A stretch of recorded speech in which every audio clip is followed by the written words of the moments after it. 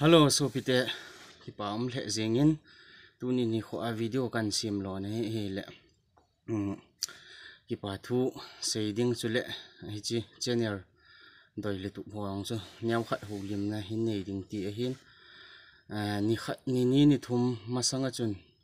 tu ke subscriber ahung thina chun ki pa thu shading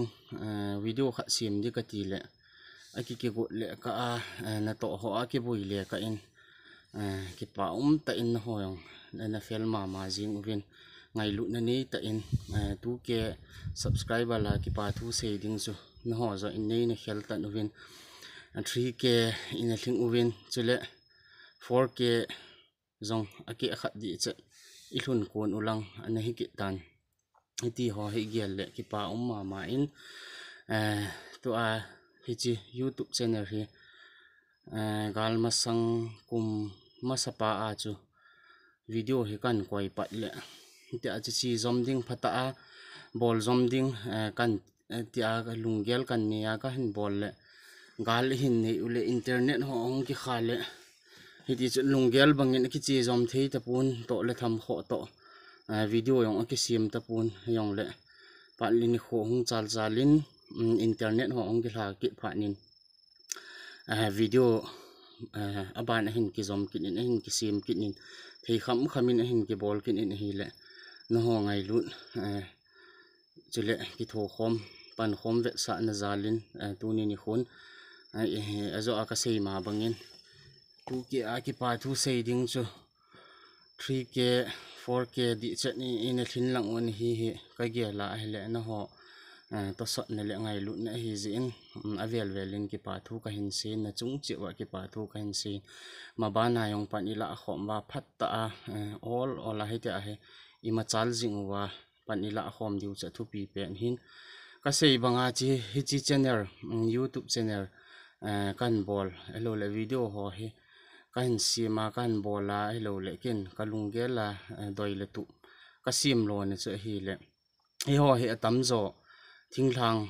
nga khusa hello le thinglang a kun seilin ngen ta bang hi win aji chu tu a he mun tin gam tina to le tham chom ni a service bola heti az mun dang gam danga hoyong I hung ki pat naw chu thinglang hello le lo tho thing pu lo bol thinglang hin kho hi hin amang tampi diu ka ta asani hiti ho ta bang hin he chi video ho ta bang he amu wa he le ato le tham chum nei taw hen lang he ti chun za chum in ki mang cha ta yong lew he chi ho ga amu wa mi hem alung thim a ki pa a hello le lung all ta hin kho ga mana ga thanu di ku pa yong su gel na he chi video he channel he in ki sima video ho he jo khama thi khama jin ki upload ji hin chule khat kit chu hi le hi chi channel ki sim lo YouTube ka sim lo na doi le tu che hi le mi tam pi hin lo na to thing thang na to atam zo hi lo na to ho hi lo le hi ti a hi ki lol wa hin khu kin so ni ding ho la an che lo hin hi ti a hi bola hin khu mang atam zo hi win hi chi bol paw yong hi ken ka bola a hoi a pha hi lo le a pha chu mi ka ti pa yong chu mi dang ka hil so na he na hi le chi chu ke ding a man na pun mi ding a yong a pha chu min chule min a het na pa aman jong a pha chu mi a hoi thil pa thil hoi he ti pa yong chu ke e pi son ki na hi ti a chu I het na ho ki pi so na to le tham ho hi ti a hi ki hil tu a ki lam hila ki pui tu a hi a le khan tu ma chal na hi ti ho them ji a yong chu lungel hin ki ni ya tu a ka sei banga chu point khat pa chu mi atam zo thing thanga ku na hi je wa chu to dang tong utin I pilam pi in ki mang cha yong lew hen I hung ki pat naw thing thang a hi na ho chu gam le gu ho I mu a I ve na I lung thim mi him hi lung all na ki ni a hi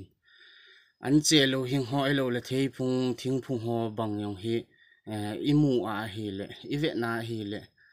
e ya hi yong le ki ne hi yong le mi him hin lung thim ki pa na all na khat hi ki ni ji in thanup na khat mun khat dunga I chi apa cha ham the ham bi ham khat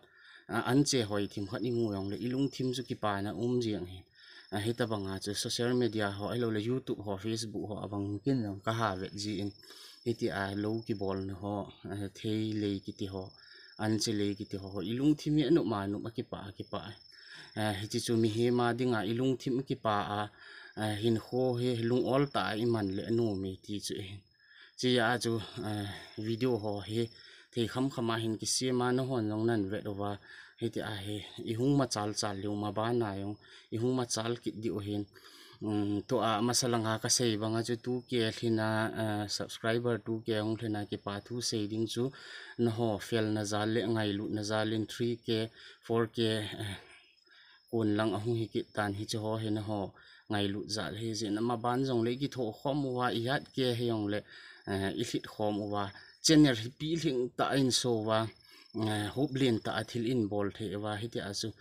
mi tam pin a phat chom pi mi tam pi adinga lung thin ki pa na phat chom pi the channel hong hi te ring ong chikin nong ka kin na ka hen phone ki hin hi ji chun pan la khom hi tin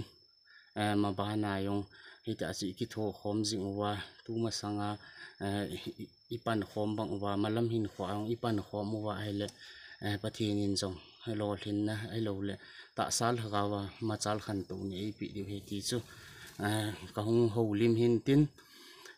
sei banga chu ka ki pa na ka hin pongin ma ba na yong ki tho kho mu tin video ho yong chu le ve subscribe ho bol lo lai ho yong lung sit te in he ti chun ki tho khom ki tin ma ba na I ma chal jing na di hin bol jing utin chu le pan khat la khom mutin ki tho khom jing ti chu chaina ka hin se he ka ki pa dam sel chi ta vi